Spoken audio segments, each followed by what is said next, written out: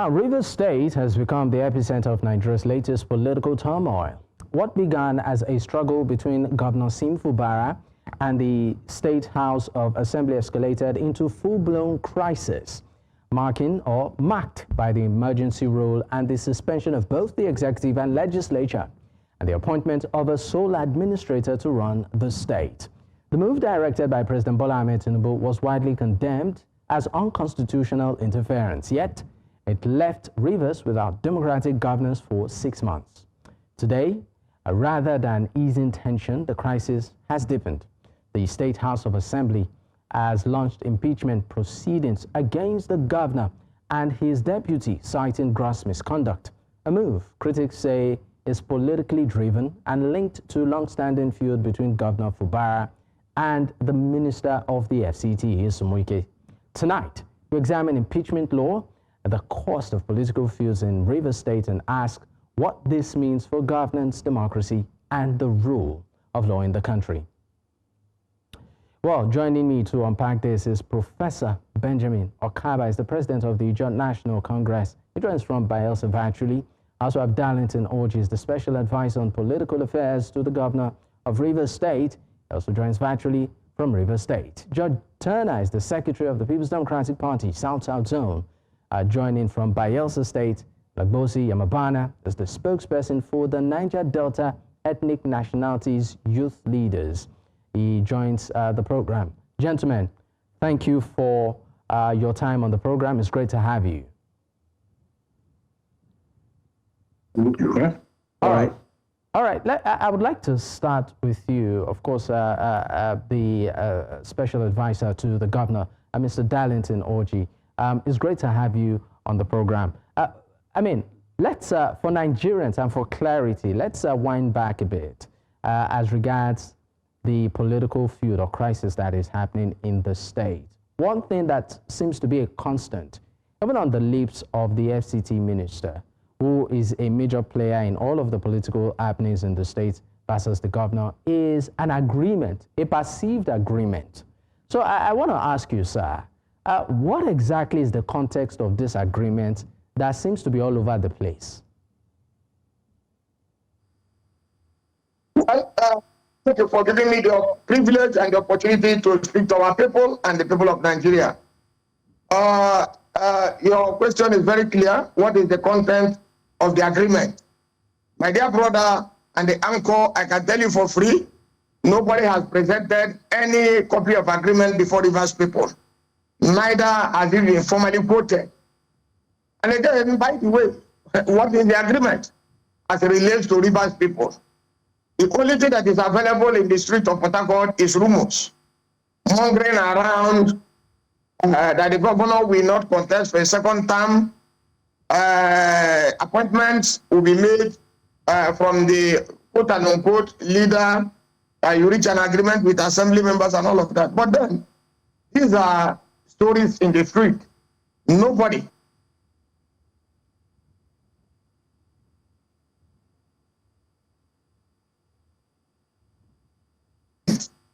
So, but by the way, let me also inform you, assuming without conceding that an agreement was reached, there are letters in the agreement. I'm only aware that the major team, the members of Rivers State House of Assembly, are clamoring for the same presentation of a supplementary budget.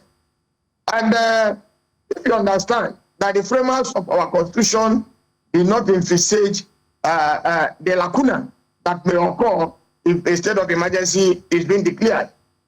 I remember in Rivers State, when the state of emergency was declared, prior to that time, the governor made efforts to submit budget to the Amehule-led assembly. And of course, you saw, it was very glaring that there was a lot of denial on the part of Martin Amehule and members of his assembly, that the governor did not write them directly, the governor did not call him. And moving on, we saw witnesses and proofs that governor actually made all such efforts, but all proved to no avail. Now, when there was state of emergency, you are aware that budget was presented in National Assembly, approved and assented by Mr. President. So one of your grounds is that the governor is supposed to present a supplementary budget, and that because your interest was not captured and accommodated in the budget that was presented by the former sole administrator. It goes clear to say you are actually working for Rivers people or you are working for yourself. Because I'm aware, even the budget that was presented by the former sole administrator, the governor has no input in it, and they do not also have. And the governor said, don't worry, whatever interest you have, by November, remember, when they called us back, and December is just by the corner, that when budget is being presented, whatever interest you think we are not covered with will be accommodated. And they went head down to say he must represent budget. And I'm also aware, and I can tell you authoritatively, that the governor met with the leader of the River State House of Assembly, the speaker, and 3 elders that I wouldn't want to mention their name on this live broadcast. I'm sorry, but the governor told them just to get context to this, you said the governor met with the leaders of the State House of Assembly and 3 elders. I mean, it would be nice if we can know who these elders are for people that are passionately following the politics of Rivers and want to see peace at the end of this. Who are these persons? Of the River State politics, there are people that the former governor and FCT minister will always refer to as the leaders and elders of River State. And I'm telling you here authoritatively that the governor, His Excellency, met with 3 elders and the leadership of the House, including Martin Amekule and Major Jack, who is the leader of River State House of Assembly. And in that meeting, the issue of representation of budget was mentioned, and the governor was explicit on it to say, I will not, because December is by the corner. And they said their interest was not covered or accommodated. And he said, don't bother. In 2026, whatever interest you have, we'll look at it and carry everybody along. But at the budget of 2025 that was presented by IBAS, that he has no input and they don't have input. And if you are actually sacrificing and working for Rivers people, I think that the proper thing to do is to agree with Mr. Governor and say, okay, by 2026 budget, every order of accommodation that you want to be made, or that we are not carried along, everybody will suggest, and a budget will be presented for the people of Rivers State, other than insisting for supplementary budget. Okay. It is in the there's a lot to unpack. Mr. Oji, I know that there's a lot to unpack, but one thing you've seem to have established is part of the issues right now has to do or revolves around the budget. We'll come back to that because there are other issues too that we would need some level of precision and also clarity on. But let me move this conversation to Professor Okaba. Professor Okaba is the president of the National Congress. It's great to have you on the program this evening. I would like your take on what is unfolding right now in Rivers State and how it affects, your constituents, for instance, your immediate space. And I know that you are the president of the National Congress. They've been pretty much vocal, with everything happening. What is your stand, particularly with the role of the FCT minister in this? Well, I also don't want to reduce the happenings in Rivers State to Wike, the FCT minister, and Fubara. I consider it as a threat to democracy, and that all of us of democracy should rise up to the occasion and caution people that need to be cautioned. Because right from the beginning of this crisis, we have said that it's all about state capture. It's all about absolute power usurpation. It's all about godfatherism taken to its very extreme. So we had appealed earlier for the president of this country to get himself involved and ensure that first and foremost, the FC minister is cautioned to stay clear from the governors. From when I say governors, I mean imposing his will and caprices on the governor. We appreciate the fact that he assisted him. If we can even go to the extent that he brought him and made him governor, but haven't done that, he should allow him to rule as governor. But the FCT minister keeps insisting. Please hold on, Professor. Yes, the FCT I want to align with the keeps... last speaker, who said that most of the things we are hearing are about rumors. But again, when rumors become so consistent, they need to be taken very seriously. The governor has been told severally that like the most recent ones, that before going to APC, the anger is that he should have taken permission. Before he travels out of the state, he must take permission. And these are issues we think are very worrisome, because the grandmaster we're talking about cannot even elicit this type of loyalty from his children or from his village heads. So subordinating a governor to that kind of slavery condition is unacceptable. And going to the impeachment notices here and there and all that, I also want to there are too many contradictions. Now, okay, the assembly members allege that, came out to say the 100,000 naira given as welfare, Christmas welfare, is unacceptable, and therefore rejected because it's unconstitutional. But have they asked themselves under the military rule? At this point, I think we lost... They were given 400... Professor Okaba, if you can hear me, we seem to have a bit of connectivity issues with you. We'll definitely come back to your line of thought, but we'll go on our first break. When we return, we'll dig deeper into this conversation, particularly looking at it on how this impacts on politics in Rivers State ahead of the election. Stay with us, we'll be right back. You are still watching Politics HQ, and of course, I still have my guest this evening, and we are looking at the politics in Rivers State. I'll be bringing into the conversation right now Legbosi Amabana. Is the spokesperson for the Niger Delta ethnic nationalities, and of course, he joins virtually. It's great to have you, Mr. Amabana. Mr. Amabana, I mean, we've had conversations on this matter on this program, several times. Looking at what is happening now, in tandem with what we have seen, in the past, with reference to, of course, not just the relationship between Mr. Governor, the current governor, and the FCT minister, but the politics in Rivers State in general. Would you say anything different has happened since then? Well, thank you very much for having me. Before I answer your question, I would like to make some very critical clarification on this program. And I wish to state unequivocally that the allegations contained in the impeachment notice, which the previous speaker, my brother, Dr. Darlington, spoke about, one, about appropriation bill, and of course the second one, which has to do with allegation of the governor withholding assembly funds, are all baseless and misleading. For the avoidance of doubt, the appropriation bill passed by the National Assembly during the tenure of the sole administrator remains valid, operational, and has not yet been exhausted.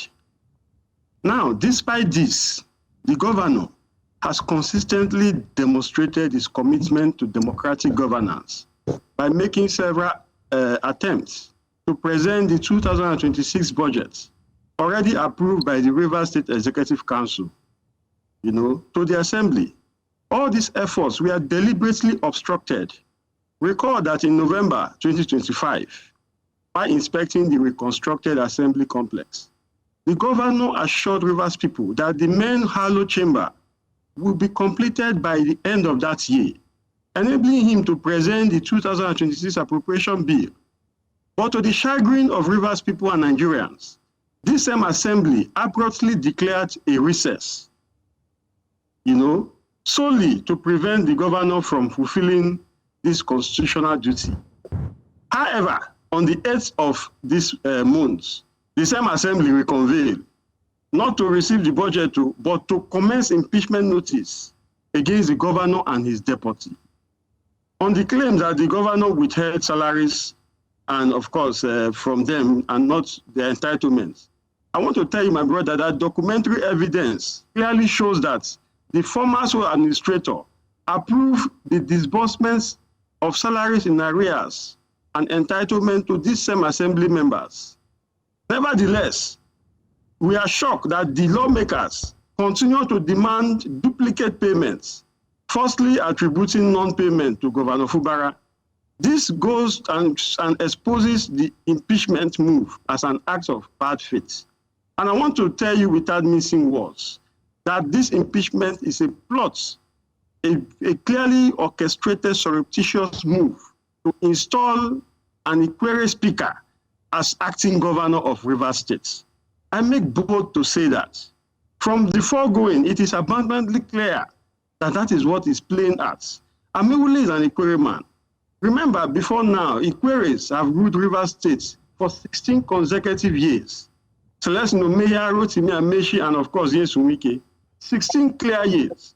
And this agenda, if allowed to succeed, will not only undermine equity and fairness, but also it will create serious political crisis in Rivers State and across Nigeria. You're saying what we're saying in Rivers State. Please hold on. So you're categorically saying that what is happening in Rivers State is more of a tribal issue than the politics, as it were, of things.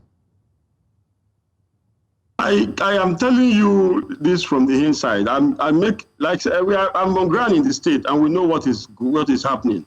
My brother Darlington on the other end is an Ikwere man. He also knows what I'm talking about. Maybe I should ask him. Maybe I should ask Mr. Darlington. Mr. Darlington, please hold on. Mr. Darlington, is there any credibility to what, of course, Mr. Amabana has said? Is this more of a tribal thing? I don't want us to trivialize the very serious issues that Rivers State are looking at. Because Rivers people elected His Excellency the Governor, and they are worried about the recent happenings. Martin, my brother there, Nebofi, is entitled to his opinion, but let me also bring to your notice that the stiffest opposition the Minister of FCT has is from his Ikwere local government, because we have four speaking local government, and we are not in agreement with what he's doing. By the special grace of God, I was the spokesman of PDP at a time that election was conducted. And at the time that the former governor, FCT minister, was the governor of Rivers State. Therefore, people may have hidden agendas, people may have different agendas, but to my knowledge, I'm aware that Ikwere people are not in support. The highest body of Ikwere, which is called Obako Ikwere, paid a courtesy visit, if you remember, to His Excellency the Governor, and pledged their unalloyed loyalty. Because people made Ikwere people governor in the past, and Ikwere people has a right to support. If you talk about the greediness of an individual, you can't refer it like it's an orchestrated plot by Ikwere people. So, to an extent, I would disagree with him. And that is why I'm also here to defend and support, because for the first time, Rivers State had a governor that won the 23 local governments. It has never happened. The former governor did not win up to 14 or 15 local governments. And today we have a governor that is accepted across board. Okay. So let us not trivialize the issue. Okay, I mean, just moving away from that quickly, before I move away from you, there are reports that Mr. Governor has not formally gotten any impeachment notice. Can you confirm this? But it amazed me when I see on social media where they will say they have served the governor. If you remember the publication we saw, Dear Madam, and the last time I checked, I don't see His Excellency, even though that this is the most abused governor in the history of politics in Nigeria. But he has chosen to stay calm, which others can never take. Now, I can tell you authoritatively that His Excellency, the Governor of Rivers State, has not been served. You know that the position of the Constitution is very straight. You must serve the recipient in person. Governor has not been served, and I've never seen any proof from the Rivers State House of Assembly angle to show that he has been served. But nevertheless, the Rivers people are waiting. The Rivers people are in support of His Excellency. And Rivers people do not pray that what happened to us before should ever fall on us again. All right, thank you so much, Mr. Oche. Let me go back to Professor Okaba. Professor Okaba, can you hear me? Do we have, can we establish communication? Are you there? Yeah, I'm hearing you. All right, great. So I know you are trying to establish a point before we went on our first break. You might want to pick up on that and maybe react to some of the things that have been said. But I would like you to also look at this from the perspective of how all of this might eventually play out. One question that seems to be on the lips of several persons following the politics in Rivers State is, who eventually laughs last? Okay, at the end of the day, if we are in unison in the condemnation of this bizarre vendetta that is also weaponization of impeachment as a way of driving home personal aggrandizement. If we all stand tall to say condemn it, then the Rivers people will benefit. Two statements were made, and they should be taken very seriously. A man did say that the governor should not be given a second tenure in office, and that if he's given, his political career will be dead.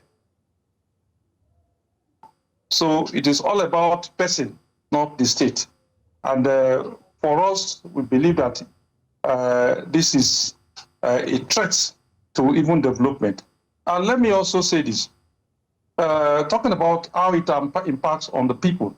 If Fubara was not a decent human being, if Fubara had some, about, let's say 10% level of rascality as displayed by these other persons, Rivers State will have gone into turmoil. Recall that somebody went around all the local government areas for 17 days, insulting a sitting governor. It will not happen elsewhere. It will not even happen when the former governor, and maybe even somebody like Ruth Amechi was on seat. But he remained calm, and he said, well, that those who are backing do back because they don't actually understand. And I think we should applaud the governor for this peaceful disposition. All right. And also, in doing that, should encourage him to continue with what is legal, because like other speakers have said, people are beginning to see the truth, that the assembly members don't mean well for the Rivers people, for the nation. In fact, they have even shown incapacity. They have actually told the world that they don't have ordinarily they shouldn't be members of even a local government council, not to talk about the state assembly. Professor that Okaba. has to do with a very serious business. Professor Okaba, I would come back to you. So just like I was saying. Okay, in 30 seconds, because we need to go on a break. 30 seconds, sir. All right, Okay. we'll use that. We'll go on a quick break. When we return, we will definitely pick up from there and talk about what this portends to the key players in Rivers State. And also a recent development. We are seeing some members of the House back down out of the old impeachment threat. What does this reflect? Stay with us. We will be right back. Many thanks for staying with us. It's still Politics HQ on News Central Television, and of course we're looking at Rivers State politics and some of the recent developments therein. Before we get into the conversation back, I would like us to play back a video where two additional members of the House are pulling out of the entire impeachment process. They stated the reasons and also, you know, sort of made recommendations for the governor. Take a listen to some of the things that they said. This call, we hereby state our willingness to look at a political solution rather than an outright removal of the due. We call on our members to also consider this approach. We do not say this as a sign of weakness, but because we have forgiving hearts and as mothers. It is our hope and expectation that assurances will come from the governor and the deputy governor that they would retrace their steps. I represent the FCT Minister, His Excellency Chief Barrister Nyesom Wike. He is my constituent. He said to me that I should do whatever my conscience tells me to do. I therefore speak to the conscience of the governor of Rivers State and her deputy to retrace their steps and govern in line with the Constitution and keep all agreements entered with the supervision of Mr. President for the good and betterment of Rivers State. Well, if, of course, I'm to highlight some of the things that they said, and I'm coming to you, Mr. Yamabana. Part of the things they said is that the governor and the deputy retrace their steps, and one emphatically said that, and keep all agreements entered, you know, in supervision of Mr. President. I would like you to react to, you know, their pulling out of the whole impeachment process and some of the things they did highlight as their reasons.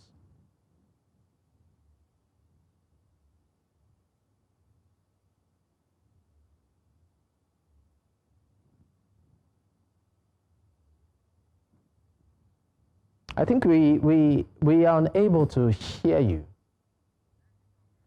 You seem to be muted. Can you hear me now? We can hear you now. Please go ahead. Oh, like I said, for me, there is nothing to be retracted or redressed by the governor and his deputy, because there has never been any constitutional glitches on their parts. So if some members of the assembly have started seeing the lights and have started towing the path of caution like they are doing, it's a good one for Rivers State, and it is in the best interest of the state. However, I want to call on the Honorable Minister of the Federal Capital Territory, to whom members of the Assembly have pledged loyalty, to quickly seize this opportunity to intervene and call on all of them to order. Because Governor Fubara represents a structure nurtured under the guidance of the minister. And no one built a beautiful edifice only to bring it down.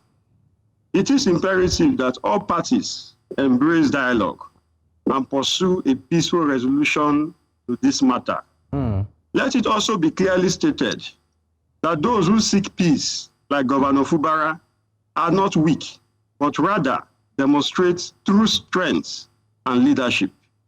And so in the coming days, I believe and I'm optimistic that Rivers State will enjoy full blast peace moving forward. All right, thank you. And I want to call on other members to follow suit with what their other colleagues have started doing. All right, thank you very much. I would like to also direct the same question to Mr. Oji. Mr. Oji, I mean, we are seeing about 4 members of the House right now saying, you know what, we are pulling out of this impeachment process. Some of them citing that the governor and his deputy retrace their steps to whatever agreement, you know, they reached. I'm going back to that agreement again, and also constitution too of the state. So I'd like you to speak on that, and maybe some inside info as to what these people saw that made them say, you know what, we are pulling out. Okay, thank you. Let me tell you, the truth of the matter is that about all the political brouhaha that is happening in Rivers State is that a group of persons or some persons are taking advantage of the peaceful disposition of His Excellency, the Governor of Rivers State. Take, for example, that, like I said earlier, that this is the most abused governor that Rivers State has produced, or even in Nigeria. This is a man that deliberately refused to join issues with any person.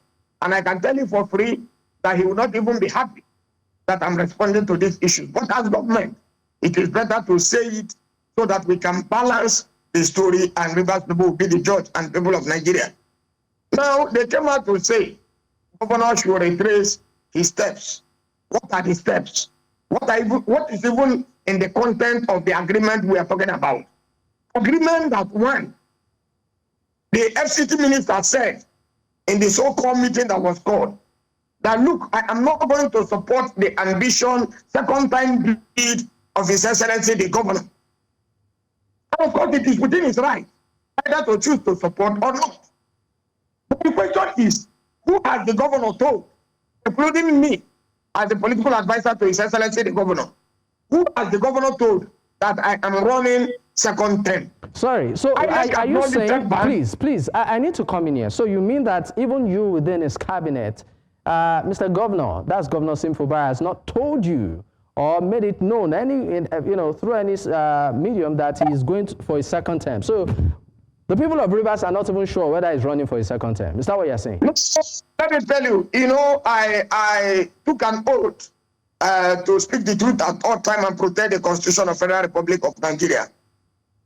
I can tell you for free, His Excellency the Governor has not told any human being, including myself, that is running for second. So someone asked, why did he defect? Why did he then defect? Sorry, why did he defect to the APC? Why? What was the reason for his defection to the APC then? I'm coming. You are not even allowing me make this point. Please, you see that in their house because of greed and lack of understanding. Read the political body language of individuals. In this case, the Governor of Rivers State, who has the constitutional right to move from the party he is to another party. By the way, I joined him. Why? Because PDP, if you understand what is happening in Nigeria today, is no longer safe for any person who believes that, look, democracy must work. So that is one of the reasons he defected, not to contest or not to contest election. And by the way, may I even ask, does His Excellency the Governor have the right, constitutional right, to run for second term? If the answer is yes, why not people wait when we get to the bridge? And I can assure you, when we get to the bridge, we are going to cross. The issue of governance of Rivers State and the Governor of Rivers State can never be a free gift. So the gladiators you are seeing, all you are seeing here, like I told you, that this is a man that they are taking the advantage of his peaceful disposition. I can tell you for free, this governor has decided not to join issues. I told you when you talk about agreement, you have said that a man should not run or you will not support him. We have not gotten to that place. Now let's look at who is even breaching the agreement. This is a minister. I told the people of Nigeria and Rivers State in particular, I will not interfere in political appointment, which is the running of the day-to-day administration of Rivers State. Yet when the governor makes appointment, he will frown at it, he will make trouble with it. Are you not surprised that there is a sitting governor and somebody walked through 17 took 17 days to walk from one local government to the other? Is it because the governor cannot shout? Is it because the powers of the governor have been withdrawn in Rivers State? Is it possible? Has the constitution been changed? If the answer is no, it means that we actually have a God-given governor who are choosing to obey and work with the people of Rivers State, which will be decided in time to come. All right, again, thank you. Just hold on. Okay. Again, hold on. 30 seconds. They talked about the 100,000 naira that was given to the civil servants, including members of Rivers State Assembly, and it was rejected. Can I ask you a very pertinent question? They said it was not in the budget, the appropriation bill. Ask them, the 350 million naira that was given to them as constituency project, where did the money come from? Why was it not rejected? You cannot fool, you can fool the people sometimes, but you cannot fool all the people all the time. All right, thank you. Thank you. We really need to go on our final break. When we return, of course, we'll be winding down. Stay with us. We'll be right back.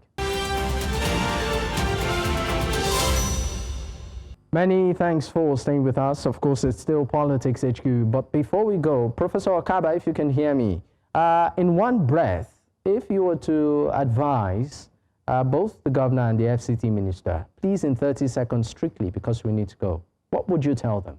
We seem to have a bit of connectivity issues here, but if you can hear me, Professor Benjamin Okaba, President of the Joint National Congress, it's been a pleasure having you on the program. Thank you so much for your time. Darlington Oje, the Special Advisor on Political Affairs to the Governor of Rivers State, thank you also for your time. And also, Lagosi Yamabana is the spokesperson for the Niger Delta Ethnic Nationalities Youth Leaders Forum. also joining.